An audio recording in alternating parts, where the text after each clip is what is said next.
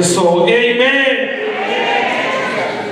Zvakanaka kuti kwaso zvakasarudzika vatungamiriri panzvimbo ino zvikuru sei vafundisi vedu muzita ramambo Jesu. Amen.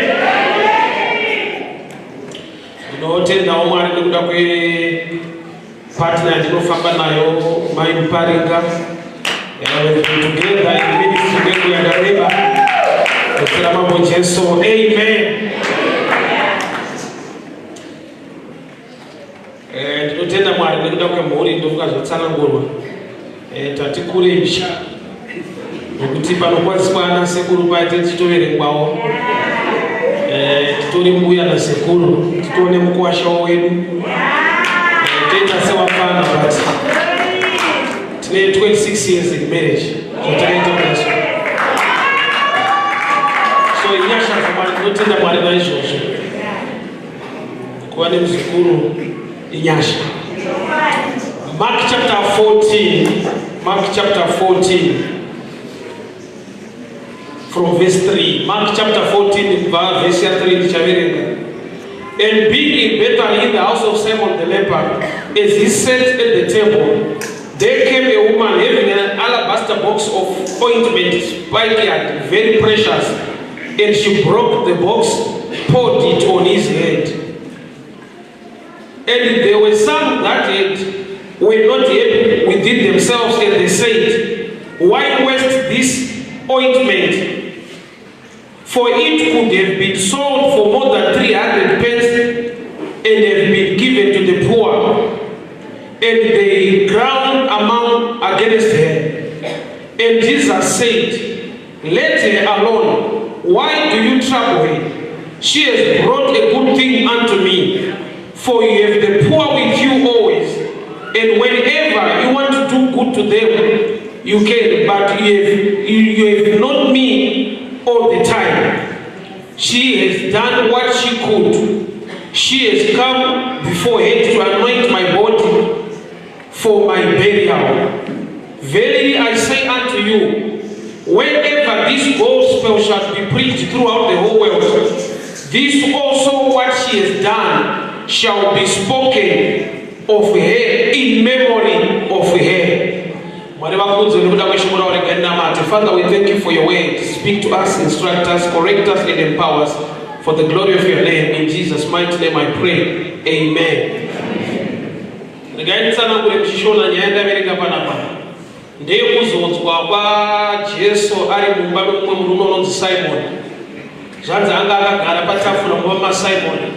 Ndokuya mumwe mukadzi aiva neperfume inodhura kwazvo ndokuzodza musoro wake namafuta chitwe ichi nyangwe chakafadza iye Jesu achina kuitira zvakanaka vaitendera Jesu.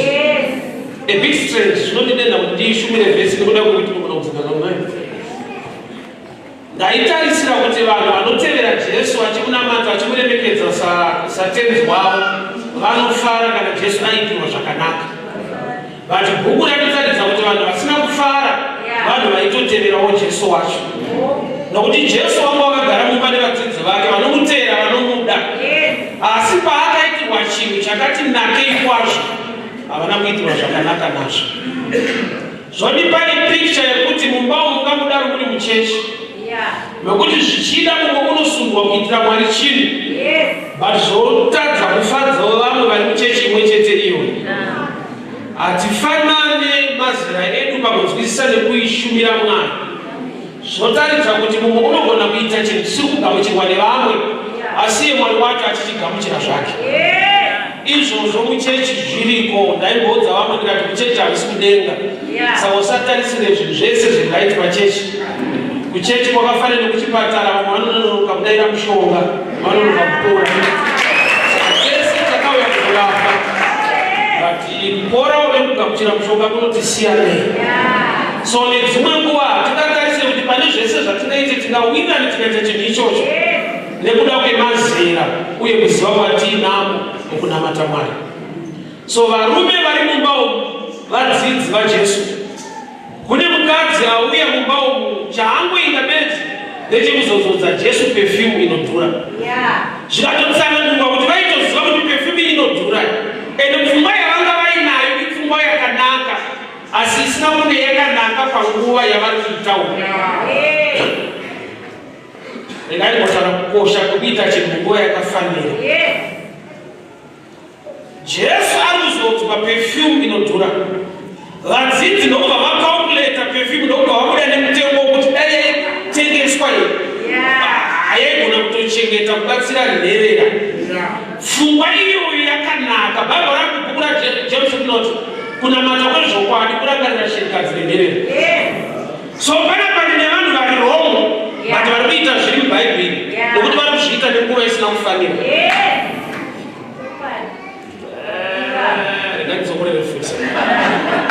Kuita chinhu chakanaka panguva yasingafanirwa kuitwa chinoitira wrong izvozvo. Mama vangu inini vaititsiura pandaita O-level, mwanangu hatidi kuti uite musikanzwa, hatidi mwana wanhu anomitiswa, hatidi kamuzukuru pano. Kuchikoro kwabviwa ndaakushanda ndaakurarama ndakura, vakadzoka kwandiri vaine chichevo chezvavakamborivedza vakataura kare. Hatidi kudii ndofa here tisina muzukuru. Zvoreva kuti pavakauya vachiti hatidi kamuzukuru hazvino kuti havakade panguva iyoyo hakaiti. So zvoreva kuti chaitsurwa apa haasi munhu asi kuti iri nguva iri ine munhu. Zvoreva kuti nguva pachayo inoda kudzidziswa munhu kuti agone kuiremekedza nokuda kwokuti chimwe nechimwe chakanatswa munguva yacho. Ukarwara zviri siriyasi ukaenda kuna chiremba, chiremba anoona kuti inwai mapiritsi atukuseni 2 masikati 2 manheru. Iwe wobva wataiwa ndanyanyorwara ndaangonwa 6 acho kuseni. Unongoziva here kuti unogona kufa uchiita zvinhu zviri right nekuti uri kuzviita nguva isiri right. Why? Nekuti iyo time paunoispesa kuti aya 2 kuseni aya 2 masikati nguva pachayo iri part of medication. Nokuti mapiritsi ane zvaanoita musystem yako. Saka akawandisa panguva isina kufanira unogona kukwadzwa nezviri right. Muenzaniso musikana akamitiswa ari pamba pavo unoedza nedzimwe nzira kuti muviri isaoneka nokuti idambudziko. But achamborohwa even ine 3 months anoedzera kupusha kuti ioneke. Inyaya yekuti akuziva kuti panguva yazvaitika izvi ndinoremekedzwa nazvo. Mumwe ndobvaziva kuti nguva yaitika zvinhu izvi ndinodzingwa pamusha. Mumwe zvomuwanisa musha, mumwe zvomudzingisa musha. Nyaya iri wani nguva yazvaitika ndo yasiyana. So time nguva pachayo inokosha pakuitwa kwezvinhu. So Jesu akagona kutsanangura kuvarume kuti aiwaka pfungwa yamuinayo haina kuipa asi yaipa pakupikisa zviri kuitwa izvizvi. Nokuti varongwa munavo nguva dzose. Nguva yamunozofunga kuvaitira chero nguva yamada unoita. I love statement yekuti first things first. Inoreva kuti kaiso mumba mukapinda nyoka chaunofanirwa kutanga kuita kudhina nenyoka yapinda mumba dhani uda kutsvaga kuti yambopinda nepaki. Because ukatoona yatopinda munopindika. Information iyoyo iri ordinary iri common. Ukaona yapinda mumba zvoreva kuti paripo panoita kuti ipinde. Saka chekutanga kudhina nechinokukuradza ichi. So nyoka ukaiuraya ukazomutsvaga payapinda napo kana baba 1 after 2 weeks no problem. But ukairega iwewe uinayo for 2 weeks mumba iproblem. Kuda kuti watanga kutsvaga zvisingafanirwa kutangwa nazvo. So Jesu ari mumba. Mumba maari hamusime vadzidzi. Bhaibheri ratsanangura kuti anga ari mumba memurume unonzi Simon. Ndobva patarwa futi kurwara kwake lepa akati leprosi. Ndaitarisira kunzwa kuporeswawo kwemuridzi wemba nokuti anorwara muridzi wemba. Zvanzi Jesu aiva mumba maSimon the leper. Simon anorwara ndiye akahosta Jesu anoporesa asi hakuna kunzwa kupora kwake. Hakuna chinorwadza kuti zvakanaka zviri kuitwa panzvimbo yauri but hapana chakanaka chiri kuitwa uri upenyu hwako. PaBhetsaida pakapora vazhinji, pakaita rekodhi yemukuru wachona ari panzvimbo inopora vamwe 38 years ari muright place asina testimony. Chikonzero anga asiri kuita kwete kuti anga asipo. Pane mvura kana yabvongodzwa anotanga kupinda nyaya yake ndeyemusapinda mune zviri kuitika nyangwe ari panzvimbo pane zvinhu zviri kuitika. maunakundinzwa unogona kushaiwa testimony munhu wotoita pfungwa kuti anokachichacho haiti ukachinja bhawo usina mari audhako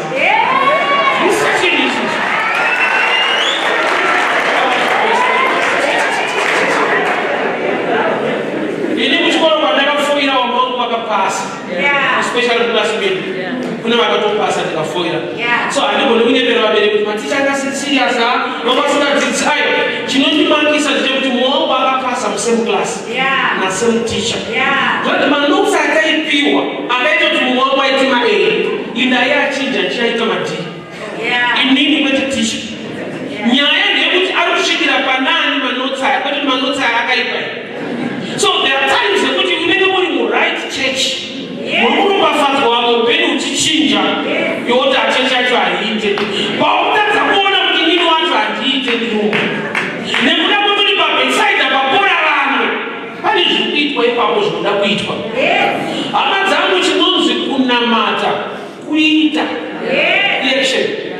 Munamato kutaura. Amen. Munamato kunyengetera kutaura naMwari. Amen. Kunonzi kunamata manje kuita zvinotaura Mwari. Tsika yaMwari yakavigwa pakudai Matthew chapter 6 verse 6. Inoti kana mava kunyengetera pindai pakavana. Movhara musuo. Mwari anoona zvamunoita achakupomborerai. Yet in teaching yeprayer kutaura. But yokutaridza kuti Mwari wacho iwo uchitaura anonyanyotarisa chiri kutaura. Nokuti Bible rinotiro Mwari anoona kwete anonzwa. Kana une Bible wavhura chok chifanidzana chok Matthew 6 verse 6. Kana mava kunyengetera pindai pakavanda movhare door. Mwari anoona kwete anonzwa. In teaching yeprayer kutaura.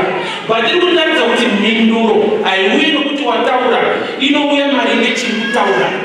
Maybe kana usina kuzvinzwa download kupe example in natural.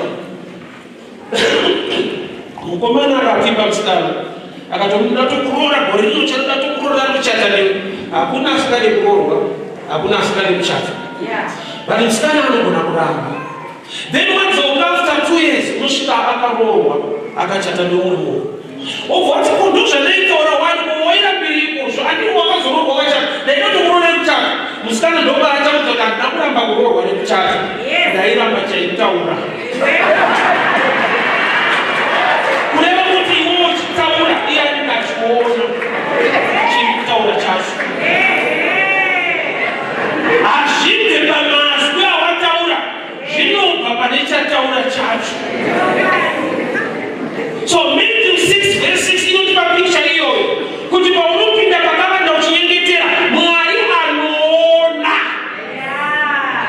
The God who sees what you do. Zvonati unogona kuchema I respect you for kuchema. But there must come a time yekuti unofanira kuziva kuti kuchema hakusiko kunatsa the answer of life. Kuchema kunoita kuti unzwirwe tsitsi. Zvinoita kuti uchibatsirika. It's another subject and I'll give an example. Taenda kukoti pana baba vari kutongwa nyaya kuti baba mune chokwadi kuti muri kuti makarepa mwana uyu mudhara ubva atanga kuchema. Zvinoita kuti vejasti tacho mudhara achema aiwa ndikafundire mbenda madzangu ngavaendawo kumba kuti mudhara achema ngaaende kumba. Zvinonzi baba kana mapedza kuchema toda umbowo. Zvoti vakawedzera kuchema vanonzi endai kurimandi. Koti haishandise misodzi. Vanoshanda neevidence. Even ukachema evidence ikakutsitsirira unoenda kujeri uchichema. It's unfortunate unotoenda uchichema uchizviroera pasi kuti ngaaendake. Tsitsi dzavo dzakavigwa paevidence inofanirwa kuunganidzwa. So Bible ramu rinoti vanodyara nemisodzi, those who plant in tears. Hariti those who plant tears. Hariti vanodyara misodzi, rinoti vanodyara nemisodzi. Kureva kuti kudyara nyangwe iri nguva yekuchema kunochida kutoonekwa munhu achidyara nemisodzi kwete anodyara misodzi. Tears are not seeds. Zviripo zvinochemedza nezvinorema muupenyu, but nyaya solution yekuti zvako zviitike haibve pakuchema kwako, inobva pakuziva zvekuita nyange uchichema. Amen. Ndikupe imwe example. Tese ndofa takagona listening kana munhu achiwana ari madoubles. Mumwe wako ane right yekupinda ndokunge iwe wanyanyorohwa mukati, kwete nekuti wachema kana kuti wanyanyokuvadzwa. There is a role to play muchirohwa. Unoswedera kune mumwe wako, unokurohwa, unoswedera kune mumwe wako wotambanudza muoko. Mumwe wako anokurova, iwewo uri kuitwa sei? Kurohwa. But uchiregera kurohwa, unofanirwa kurohwa neupi manje? Newako. Saka vese paunonzwa shoko richitane kuda kukurova, Mwari afunga kukurwira.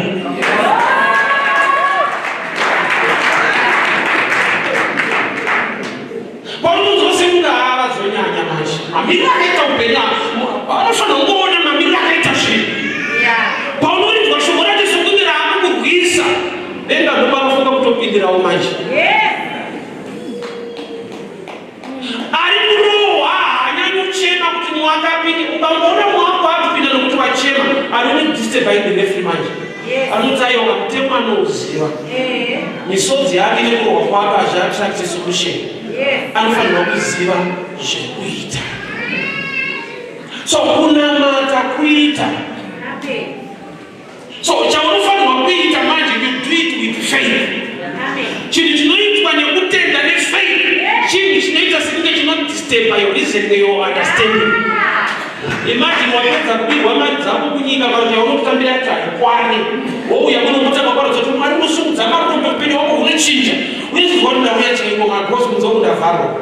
But papedza kuparidzwa kudaro, aumadzi chiunza yasara yacho kuno, unonzwa sekunge kutokupedzisa. Pashoma yasara iridiwa futi kuno, but uchiparidzwa kuti haurambe wakadaro upenyu wako hunosimuka. Iwe unozonzwa kuti ndovhangirira toda nekuti asingiri kusimuka. Asi kusimuka toti chiunza yasara. Vhangeri rakaparidzwa vana veIsraeri vari muEgypt rekuti urayai makwai uise ropa padhoo. Rakanakira munhu ane makwai akawanda. Achanobva mukutenga gwai rake 1 osana naMozisi atiparidza kuti urayai makwai, anonzwa kuti murume haana kudanwa ane mweya wokupfukisira. Pahwani inoririra mukadzi wauya mumba memurume anonzi Simon. Simon anotorwara, but hapana chehiri chirikutaurwa ipapa. Pane mutorwa ari kuya kuzotora ropafadzo mumba maSimon. Mufunge kuita kwaMwari munoshamisa kudai so.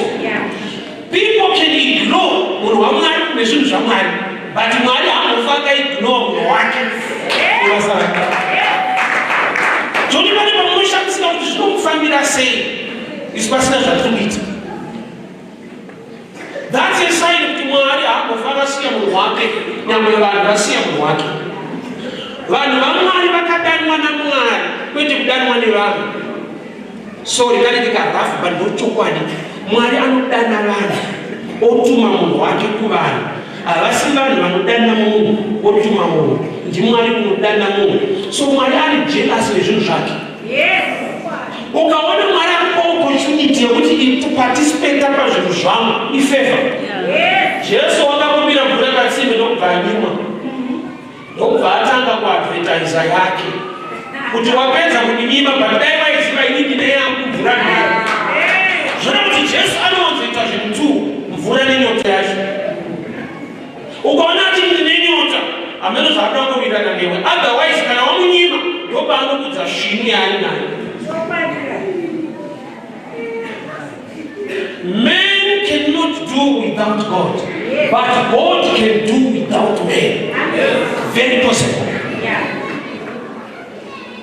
Jesu paakaberekwa chakaita kuti zvipo zvibve kune nyika iri kure, the locals were not happy naMary. Hazvina kunyorwa panozvisuspekta chinoita kuti vatadze mwanya kuti vana kugene mapamba chii. Bible robva rati varume vakabva nyika iri kure, 3 wise men from the east, the wise men from the east. Vakatoti kuna Herodi, tabva kunyika yedu tichitevera nyeredzi, tauya kuzonamata mambo aberekwa. Veloka vajaita vaite izvozvo. Why? Because vaidamba.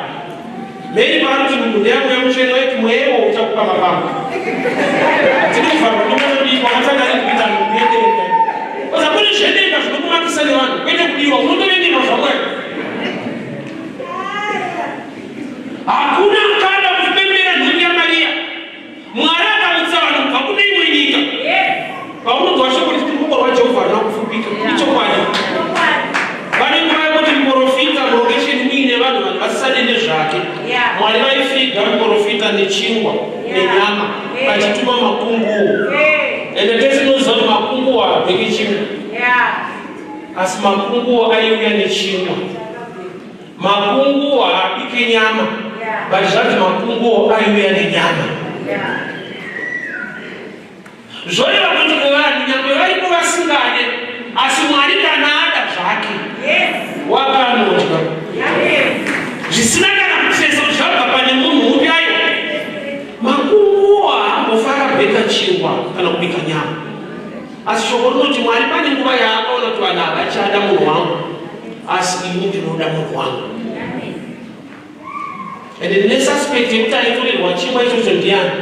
Nokuti Elisha paakazotuma kuenda kuZarepati akasvika kuna vamamai vaichema kuti fulawa yapera.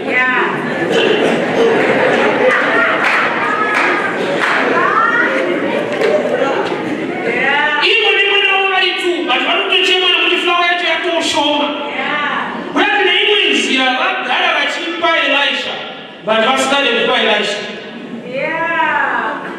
Makungu haapfeki chingwa. Let's face the facts. Makungu haapfeki chingwa. But murume aipiwa chingwa. Kurati kune kumba kwachaibva. Mumba nemaSimon. Simon anorwara but hapana healing iri kwaari. Handiri kunzwa chiri kuitwa naSimon. Zvandiri kunzwa zviri kuitwa nevanhu vabva outside. Mutorwa munoungadza mwoyo asi part of the disciples. Munombozera kuti Mwari kushandisa pakati yemwe nguva. Unogona kushanda nemunhu asi ari part of the system to bless the church. Amen. Is also Bible chapter that experience I need. I'll give you one testimony now. Bring another figure. Somebody watched me preaching and we on Facebook. Don't find him phones to food this. That's not Magamora on one of nine big in that Adina, Makachata, Dina Monoda, Saturday to the production. That's no that's Chena. Very late Mari, Jesus will do what I marry. I'm not going to look at my one natural say. But a child living under the stations. Even a message by WhatsApp, Muscan. I got to chat some scanner one at UK. And I got to fly to them to back again. She's not a member of our church. That's what I got all in the chat to watch. Can I marry?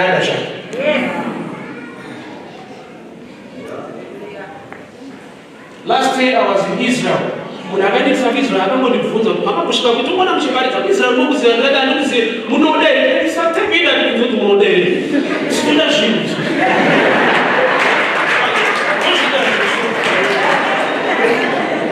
Nobody pay passport number. My one said, "No, I don't follow that. So expect visa reply very soon. Within 4 days, visa away." First time young people are going to Tel Aviv, Israel. Jesus Kabayako, I don't know the team Ashua and Tim. Moarika Nahada Judge. I'm going to tell you Asata face. When people are not shooting at the Arbiter, say, where is what is wrong with Mumba Nima Simon, Akuna blessing in a Simon. But since we are not telling Jesus what, they are not ready, they are not happy to celebrate the people of Jesus. Jesus ni anga kusimuka katifenda maya kutayo shaitwa na maya shakani nakira. Ini mungu nokaza kuti zvisawari nokuti ndichada kurovererwa kwa mchinjikwa. Ndozoiswa muguwa. Saka uzvaarikuita she's anointing my body before burial. Kuti giving a level E haisi ordinary. Jesu paakaberekwa kune vakauya nezvipo. Handina kuti vazvichiti kwese kuchaparidzwa vanhu vaine zvipo izvi ngavataurwe nezvavo. Ndakatozwa nyaya yemukadzi akauya neperfume. Say birthday iri common, vanhu vanoselebrate mabirthday. Death day adiwe. But zvaitwa namai azati ari kuzviita in preparation of my death.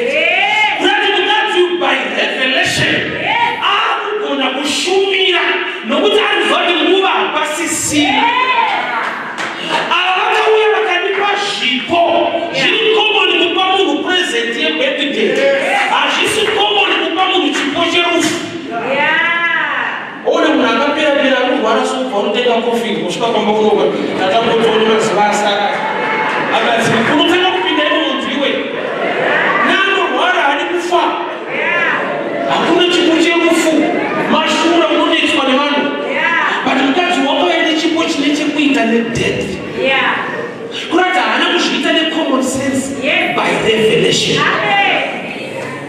nhau dzekushumira mwari nekupa nemulimimba yamwari dzine in two dimensions pane vanhu vanosungwa nokuti pana mufundisi ataura kogoita vanhu vanonzwa mwari achitaura pasina munhu akutaura vanonzwa kuti this is the time to do this. Abraham, our father of faith, baba vedu mukutenda, he was a great secret keeper. Mwari vamuudza kuti anemona kugomo ndipese chibayiro haana kuudza meseji iyo kuna Sara. Sara akangodzi nemwana tirikunonamata Mwari after 3 days todzoka. Waitozva kuti Sara raanoda vhangeri rekuti I receive rekunzi give hariite rekugamuchira kuti chani mwana anorida vatekuti chichipa mwana wacho vataka kugamuchidza hariite saka havana kumuudza izera remunhu even vaakupira pagomo racho Isaac akabvunza nai baba chibayiro chiripi Abraham haana kuudza Isaac chokwadi kuti chiri kutaura ndicho akaziva kuti vanhu anotiza akati aiwa Mwari vachatipa gwayana but vaapagomo Abraham haana kuti zvatasvika regacho kuti gwayana riri kupi akaita sezvanga zvataura Mwari kuti tipi. Ukaverenga Genesis 22 verse 14 inoti iyo and Abraham named the place Jehovah Jireh, meaning on this mountain God provides. It's good, but not Jehovah Jireh. It's deeper this way. Zvakatanga kutaurwa zita iro ranapiwa Mwari kana une bhaibheri ratokutokutipa zita iro ranapiwa Mwari Jehovah Jireh rakasiri zita raMwari raiva zita renzvimbo nekuda kwezvaitwa naMwari. Genesis 22:14 inoti and Abraham named the place not God. Tifunuzoti Jehovah Jireh anomba ukanyanyodzika nayo harisi zita rake inzvimbo kana une bhaibheri unovhura chokchok ende dambudziko riripo nderekuti vanhu haana mabhaibheri riripo dambudziko futi chese tautaura chinyowani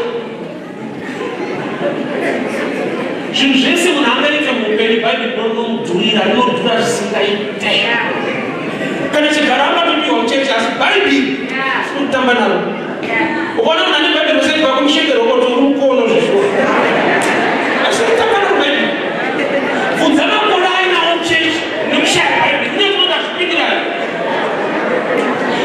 Mwari vanoti vanhu vangu vaparara nekushayiwa zivo inobva pari mushoko rako so mumwana yesuzi kuti akandikarivereka manje handirinzwe muranda wakanasiri chapter 8 aiverenga bhaibheri asingarinzwi Mwari vakamutumira fili akamusana kuti kurati kusarinzwa kunodenda Mwari kuriverenga usingarinzwi zvinoita kuti Mwari vaone shuku dzako respondi saka iwe ataki yako nekutoverenga rati kuti usarinzwe rati haripo rekanipasiye mabasa kwanenyeda ozapa mwedzi wese unopera uri paWhatsApp mari yemabhando zinokwana bhaibheri nyaya dzese dzaunoteera paFacebook nepaWhatsApp hadzichinje upenyu hwako rinochinja upenyu hwako ishoko raMwari vatinotsodzwa ndikashota kuwanikwa pagrupu haunzwi zvakanaka ukasanzwa kuti maititi nyaya yafamba sei haunzwi mushi asi nyaya yeupenyu hwako iri mushoko raMwari bhaibheri racho rinodhura ukaona usati wabvisa vhari pashoko raMwari rinochinja life uri anda ataki wakaipa unotozive bhaibheri rinoti munhu hararambi nechipabedzi asi neshoko uye shoko ipart and parcel yekurarama kwemunhu saka ukaona shoko racho risipo kwete nekuti haukwanisi kuva naro unotokwanisa but haunyatsorivanyiwa zvako hakana kana digital unotorizwa rafarizwa muchechi ameno sei kutaura izvozvo basa pamene tinayasa. Unozokutenda ukatika kufunika. Ende zimungwa beba nachoka na wina alisira hapo nile mwuri Mr. and Miss Sibana. Hakuna ngira kiasite. Family. Shimo Yesu mchecha na t-shirt ile yake akikana zile shia au shia yake. Sasa kana rasho family. Jodi amai wakabina nalo kuchina mbabu na Bible. Baba wale nalo msana kubabu sina Bible. Moyo wangu tu thought it's okay. It's why information shokora mwari ndochi wanti nechikwa na devil kana chapo Jesu paakakunda Satani akakunda achiti zvakanyorwa zvichinzi na Jesu anotenda ukuthi achiramba zvakanyorwa. Apostoli averenge Bible newofuta kuti apostoli wemuno akuna Bible ndawerenge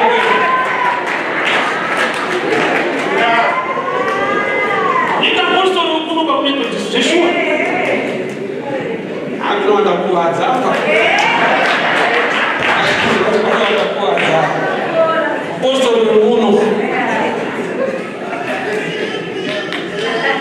so, Mary, how we have to appreciate Jesus. The perfume we are with the church, with the Matu. Perfume, Bible, Marina, this woman, she was a prostitute. She failed. Perfume yanele basa kwake patata makastuma anaspray ile tunaka kufura so walonzo wale wanadalika kana aye ilo of attraction ile basa kwake but bali mswa akaona Yesu achitelwa ne bamwe bakume ile ndio shopping ndiri mukazi anotelwa ne bakume but ndakuona murume anatsata barume kuti tolu vachifamba naye inofunga akapinga what's barume vanozotera vakati but wana barume vakutera murume wikurumane nyayo isichakaita so instead ya kuspray perfume renga spray iye paakaspray perfume yake pana Jesu waiziva kuti sei perfume ngazi aiva nayo yaiva yekuti azikanwe society maanogara Jesu haana kutivhisa ichocho ukati paakaspray Jesu perfume Jesu nobvati kwese kuchaparidzwa vhangeri naye mukadzi ushu itaurwe in memory of her kuti paaizvispreya aizikana kujerusarema paakaspreya Jesu akuzikana kuti tomisa kuti Jesu wakamaketa mukadzi kuti level kwa international dai akaramba neperfume yake airamba ari local paakaspreya Jesu nozanzi nepaasingazikane taura ine zvake iwe unosati our God is jealous God Manuel ni wana ani jealous ani share glory ni Mungu in no verse is very dangerous ya hakati kana kwa kupalizwa mkambo mina ni from Mungu roba ni shukuru ndabiri barati in memory not of Jesus of her kwese kuchapalizwa familia ifani mukati umitaure kutara ngarirwe kuti mundira ngarirwe nati pane family tu kupaliza Jesu nokupaliza mukati say Jesu achinachoitwa nemukadzi zvishumirwe ari kuti the church must grow church ngaikure kusvika palevel yekuona need pasina kuparidzwa mukadzi uyo haana munhu amuudza kuti Jesu ari kurovererwa ari kuenda kuti pamuchechi wakuenda kuguwa but akazvinzwa in the spirit kuti I need to give Jesus, I need to anoint his body in preparation of burial. Kukuratidza era yechechi manje same verse Mark 16 verse 1 Maria nevamwe vakadzi vese vaitevera Jesu vakaunganidza zvinonhuhwira vakati taakuenda kugora Jesu Sunday morning kunomuzodza vasvika muguva ndokubva vamushaya kurati vakaronga kuita chinhu chakanaka igiving but ine wrong time vakasvika kuguva raJesu asiko zvipo zvakaunganidzwa Jesu vakamuwana here kwete ko vanomushaya sei zvipo zviripo kureva kuti vakatadza kubata nguva yakafanira kuti vawane ropafadzo hama dzangu mufunge chinhu chinonzi blessing chinoshanda futi nechinhu chinonzi time Bible rangu buka Genesis inoti iyo as long the earth remains seed time and harvest will not cease Hapana kuti seed and time and harvest. Seed yakabatanidzwa netime. Kuchishona zvinogara kuti mbeu nenguva uye kukohwa. Ngati kana uine mbeu understand time. Kana usingazvidzorega nazvo mushona yakanaka. My examples are tangible. Kana une mbeu nembabaira. Une mwana unotaimira kuti zvakababaira. Hauti because neshungu nadzo kuti zvara kana January. Shungu dzako dzinokontrolwa netime. Kana uine mbeu yechibage unoziva season yechibage. Kana uine beans unoziva season inoita beans. Ngati munhu ane mbeu chinomukontrola haisi hanga itime or season. Saka Bible ichiti as long as the end remains seed, time and harvest. That whenever you have a seed, get a revelation of time. Chinhu chakanatswa munguva yacho. So many vamwe vakadzi vakaunganidza zvinonhira chechi pakatopledwa vanhu vakaunganidza mafuta vakatarimenda kuti kuna Jesu wedu ari kuguva vachisvikawo vakasvika asiku nekuda kwekuti aitaura kuti nezuva retatu ndichamuka ivo ndokubva varonga kuenda nezvipo nezuva retatu. Kuti kusabata shoko kunoita kuti iye asabatike nokuti iye ndiye shoko rake. Vakamushaiwa asi vakonga kuita chinhu chakanaka. Wakaipa dzinonguva paanotirwisa haatirwise panyaya yegiving, anotirwisa panyaya yekuunderstand at the time to do it. Nokuti unotoziva kuti zvikaitwa mumwaka usina kufanira vane zvavanokotsana nazvo. Dambudziko ratinaro mufunge harisine kusaita, nderekusaita munguva yakafanira. Why? Because we don't need to the wrong time. I wanted the correct of the right result. So one time, one challenge you die. When the was Mukashiji, I see who I can to meet. So I don't know if this is no time. I was saying that the same was the bonus and the Peter knows about Astra system as well. Ukaona kuna advantage in the natural to do thing, Chinchaman, or in wrong season. The right season, or I'll give you maybe Genesis 26. Mwanaona usaenda kuijipita still there in Gera. Garam jumwe Gera. Baba watu aka garam jumwe iwo akajara akakoa yani before. Was the instruction or the advice good? No. It was just body. Because advice is good kana kune famine we are supposed to move away. But mwanaona kuti nyangu pinde nzara isabva imamu jara. Kurati munhu haana kudyara mu right season, akadyara mu right faith. Nguva ine challenge pakuti padonzi ngatiite zvinhu ukatasamarira akaita upenyu hwako unozose kunge kurudzwa vamwe. Kufundisa vanofana kungoona nekuziva kuti mamiriro akaita zvinhu.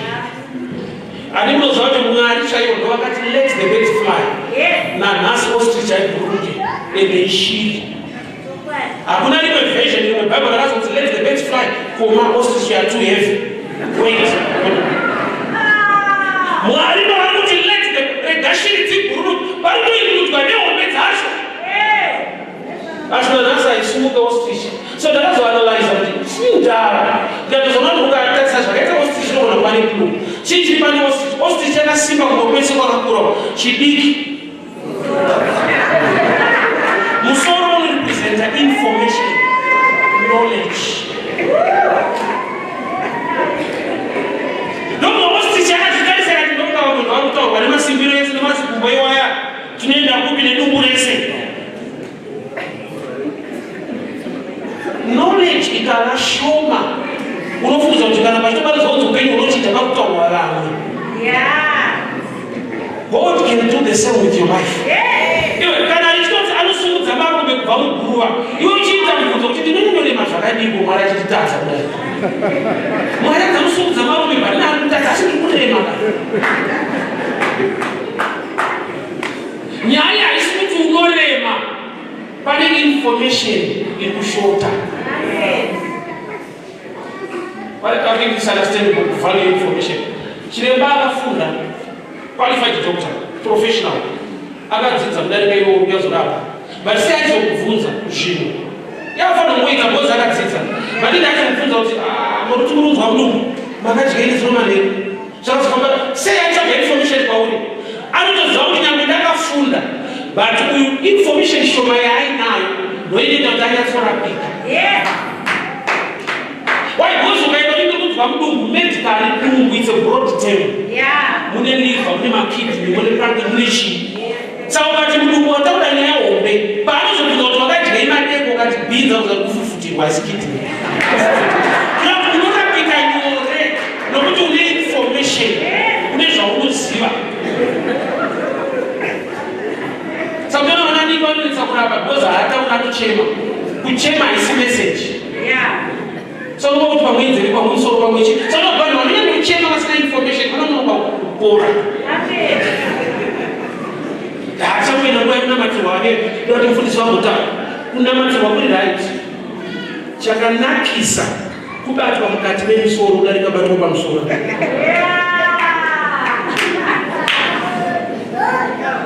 chakanyanyonakisa kubatwa nokuti vanhu vangambara nerushayiwa kwete nevanonamatira aiwa zivo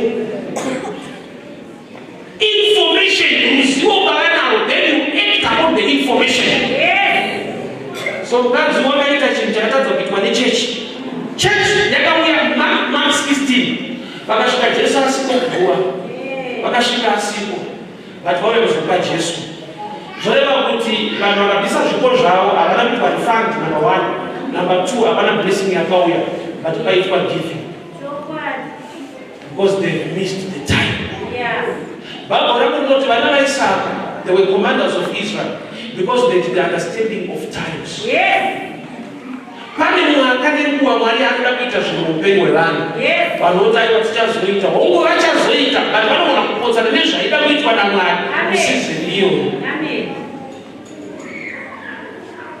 hazviti ngazviitwe nokuti zvinhu zviri right zvida kuitwa nokuti mwari ane zvinhu right zvaanoda kuitira vanhu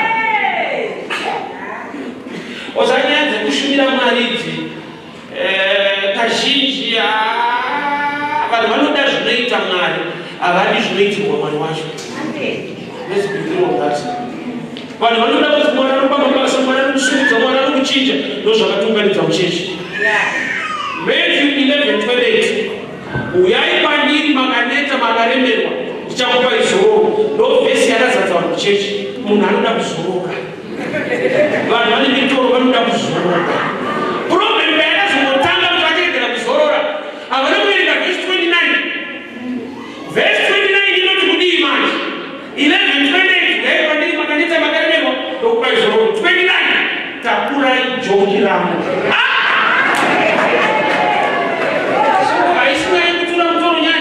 time mutoro akanaona vakufurema kufasta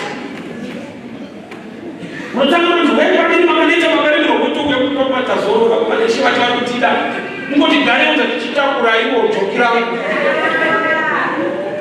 nyaya ndeyekuchinja zvekutakura nyaya ndisekusatakura ndeyekuchinja zvekutakura takura ijokirangu nokuti rakareruka kurerukirwa kwako kwakavigwa pakuita zvaanotaura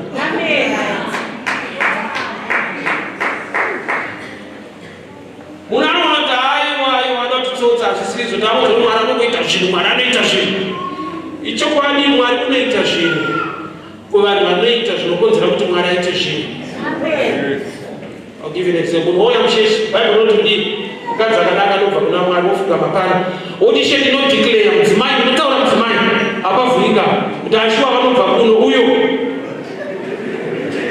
shoko rakatoti akanaka anobva kuna mwari asi achiwanikwa kumaraini kwavo handinamidze kufunga nabhaibheri yakozinonamatira saka uchafunga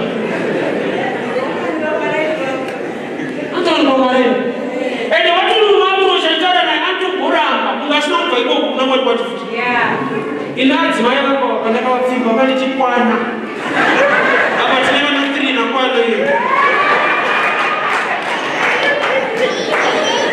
unyazoti mwari vakanipa mudzimai apa patanga nehafu yamesiri hafu yekuramba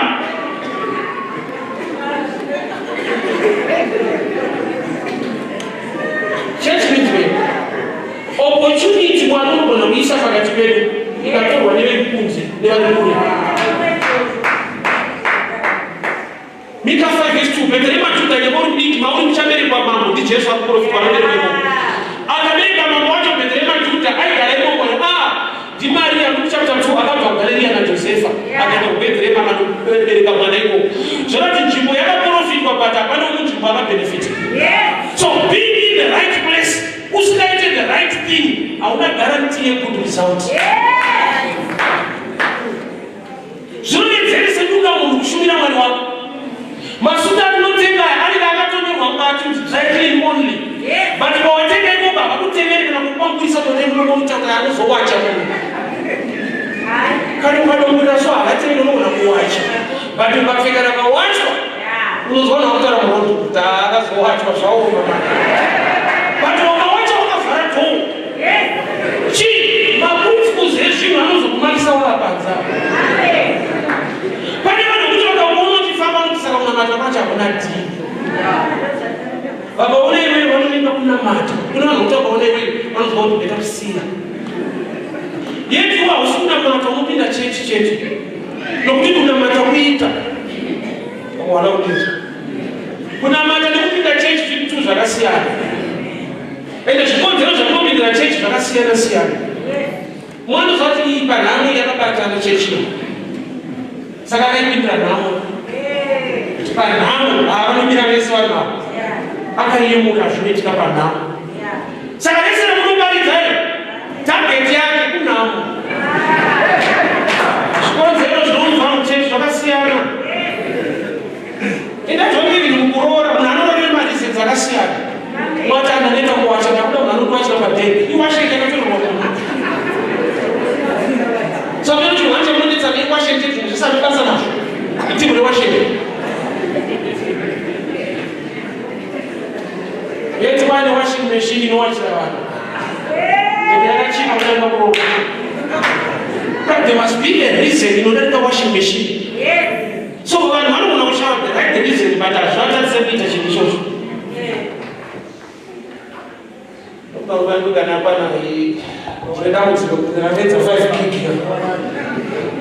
nós vamos ter mais uma gente, não sou de mais gente.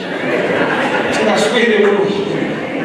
Para quando a gente vai ter isso, quando ela vai na guarda de sua cabuchaya, lá na guarda, vai na México, vai na blessing, vai na Mutambita, vai na Moana, mas vai na Atlântica Giving. Problema é a cena mesmo que é time. Varikuita zvakanaka nenguva dzakasiyana zvinovapa maresults akasiyana.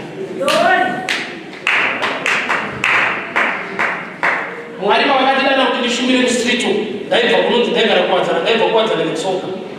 Handina kudanwa zvinhu zviripo, ndakadanwa zvisipo, ndanongopiwa message chete kuti enda unovaudza kuti ndiri Mwari akanaka. Vandaita kuti Mwari ukati mimi makanaka ndezvanendiri vanobvuma here. Zvanzi hausi kutaura zvauri unotaura kuti zvandiri inini. Nokuti vanhu havasiri difference yetestimony, kupupura nekuparidza. Kuparidza kutaura zvinogonekwa nezvinoitwa naMwari. Kupupura kutaura zvandakaitirwa. Saka ndakuparidza ndinogona kuparidza nezvaasati andiitira but zvaanoita ndokuparidza. Nokuti dzimwe nguva ndiri pahendi ndakamboti Mwari vanoba kuna akandipenya akati kwe vanokunyimire kozende ndakabvarirwa kusamba.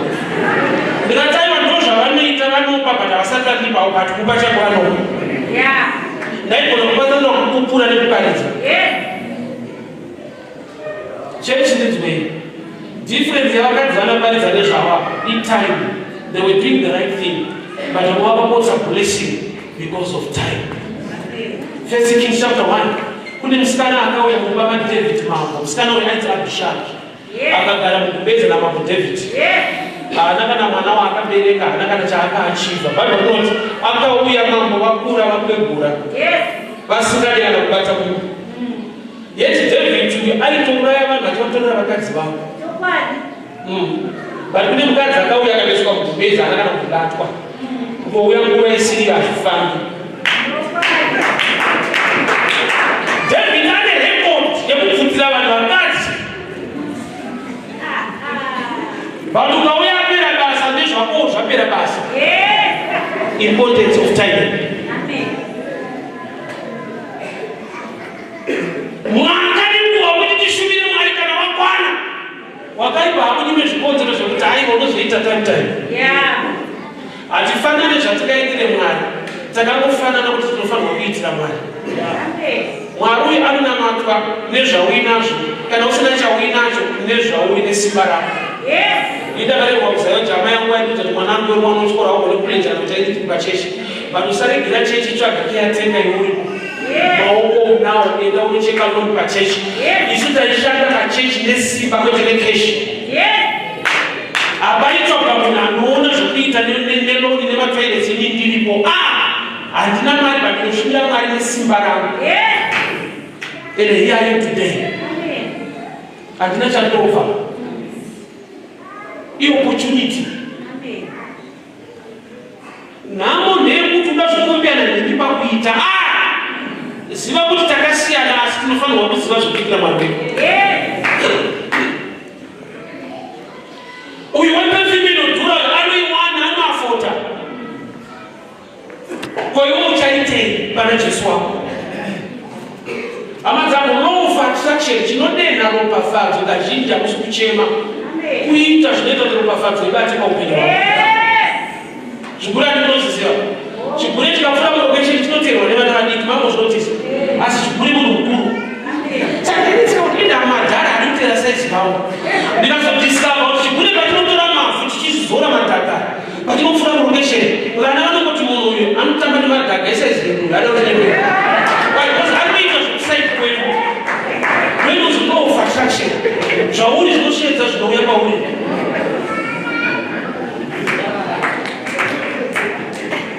Pamunouya kuzoshumira Mwari, Mwari vanoona dambudziko ravo kwete nekutaura bega. Kornelio, minamato yako nezvipo zvako zvasvika. Mwari ndobva vati kudii? Ndobva vatuma ngirozi kunotaura naKornelio kuti aiwa unofanirwa kuparidzirwa naPita uponeswe. Kurati Kornelio anga ari in need of salvation. He was a giver but not saved. He was a Roman. And Peter vaishumira kumaJudha bedzi. So Peter paakazotuma kuti aparidzire Cornelius nekubatirwa kwake yakaonekwa paakatanga kuita zvinoitwa nevanonamata iye asinganamati. Nidhi yako Mwari anoiziva, but nidhi yako inofanira kuzviprezenta pamberi paMwari nezvaunogadzirisa muimba yaMwari. Paul naSilas varimudza Mwari vari mujeri. Mwari akaita munana macheni dzikadonha vakabuda mujeri. Vakarumbidza Mwari vakasungwa. Mwari akaona kuti handifai kurumbidzwa nevanhu vari pataiti. Rega ndivasunungure. Havasi kurumbidza kuti tisunungureyai. Vari kurumbidza Mwari vakasungwa. Mwari nekutendeka kwake haafariri kuti nekuita kwako kwese urambe uri pataiti. Kuda kuti Mwari unofanirwa kuona nhamo yako nekushingaira kwako pazvinhu zvake. Kuna akapa zvishoma Jesu akati chirikadzi yapa zvizhinji nokuti yapa kubva pamwoyo nekutambudzika kwako kwose. Zvinoita kuti Jesu ati munhu yapa ishirikadzi kuti mari yake yakataura nhamo yake. Haana kubvunza kuti mari yake kubvisa munoshanda kupi. Mari aitarisa kubviswa mari. Mari ikaudza Jesu kuti abvisa mari ari pamahwani.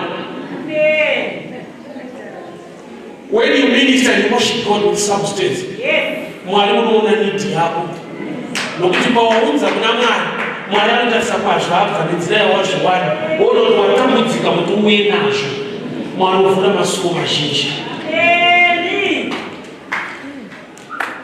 Prayer, kunyengetera, kuchema nekutsanya kuti Mwari itai zvinhu kwakanakisa. I will give you this understanding. Munoziva kuti munhu akanamata, kunamata kunodzinga mweya wenhamo, kudzinge nhamo. Let me explain to you. Kunamata kudzinge nhamo kunodzinga mweya wenhamo. Kushanda ndokunodzinga nhamo. Namata sitekoregera kushanda, unofira kupreya nenhamo.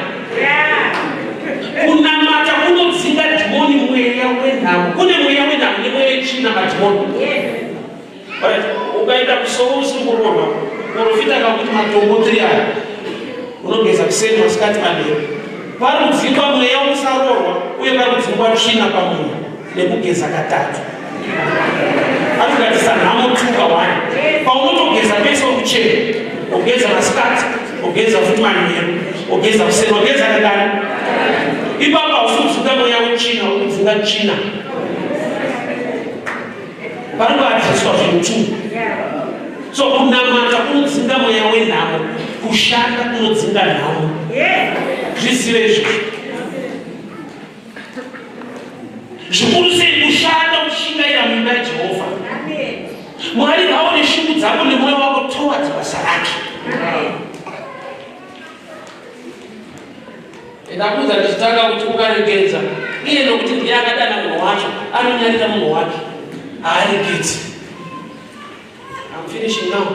2014 ndichipadzisa pana fesi ndapedza kuparidza kune murume akauya ndokubva andibvunza unopenda sei kumba ndaifamba netsoka ndakanyara kubvunza ndikudzokera netsoka kati ndichienda paCopacabana ndopinda mukombi ndoenda kumaraini ndokubva nditi aiwa kusadaro wadi kuti tiende kuseri ndinokutengera mota uende kumba.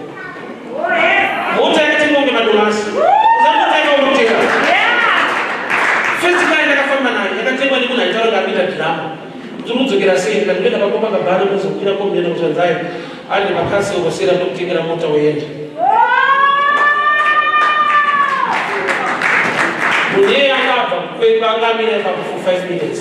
Pane vanhu vangamira awa achikuombera mangoti. So there are times where some will just clap for you, but some will be sent by God to minister into your life. Ndazviwitnesa Mwari anozviita izvozvo. Nokuti zvida vakamukomberedza vana basa rero but ramochiita basa rokuti ane basa rero.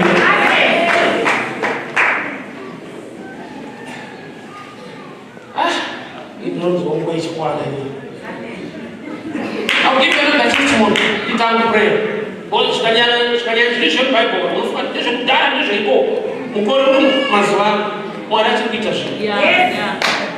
always tell people to go, say, such Jacob, and Tinaka. Really, I was a pastor, really, I want to shut out what is Jacan. Sign the British Jacob Mera, not Pomera West, but in a bush or Mason, they decided to move quite last year, this week. Ukambona mune mzondora roto kuyatanga kwete last year nezuro kuna akatakura chimiri anosira tsofa ukore uno rati munayati mu business remu kwafadza ukore uno uruchema mdaiso kune mabintu mashakanana ende tsalibira kuti zvabasa solo life chikuru kufema mamwe mafemera tukufemereka life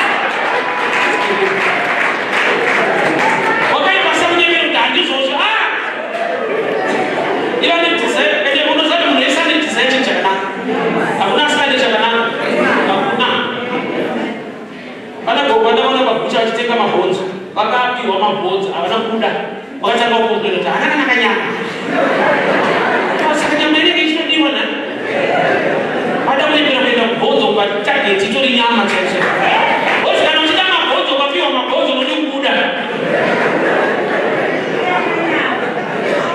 munhu anotenga sheti pabhero otanga kukomplena kuti bata haina bhatani outoda nyowani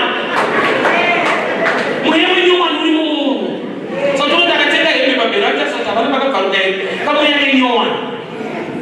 saka muna munasitane zvakanako sanyepero wakaita zvamunyepero kuti it's okay zviripo ndizvozvo solo life Mwari ndikuongorera kumwe nazoti ndikuongorera vanhu mukore uno sikireti iri pakushumira Mwari iye anoti ndiedzei kunotaidza kuti ndai kumushumira inotiomei haana kutirevesa test me ndiedzei unanga wenza aigona kuti ndibhipe ndofona bheki nozvakutaura rimwe ringaparidzwe zvakanaka shoko vachidza kuti ipapo dhimba munhu washa zvikazonzi yanguva yekukwanisa kuti anenge achiparidza zvakanaka but uku kwavanozeva aziva mamiriro akaita zvinhu Bible imwechete rikutobadzwa kuAmerica kuWashington DC today ndorobadzwa futi kwekwetu nhasi same scripture giving kuAmerica igiving kwekwetu tsitsi dzaMwari dzakavigwa pakuita shoko rako kwete pakuona situation dzevanhu Mwari afana kuandastenda sokuti ndiri muZimbabwe maybe pakuti ndikaenda overseas upenyu unoita zvakanaka kana kuenda kuAmerica kuri kuenda overseas ubva kuAmerica uchiuya kuno kuenda overseas utori nhindi izvezvi utori overseas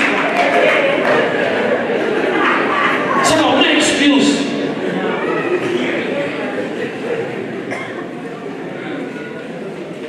iti Mwari Ndipeo anya nemba yenyu, anya nebasa yenyu. Nduudze zvakuita atiite atibatetese atiipetese. Vati mumwe nemumwe panzvimbo yake achishumira Mwari basa racho kupfuurira mberi. Father, we thank you for your word. Thank you for speaking to us. Baba ndikunamata. Ndiregere kuva Simon the leper. Aliramba ine dambudziko. Muri Mwari unochinja upenyu hwevanhu. Ndiregere kuva kereke inonoka kubata ropafadzo.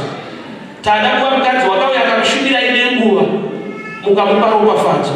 I speak blessing, protection and favor in the mighty name of Jesus. Amen.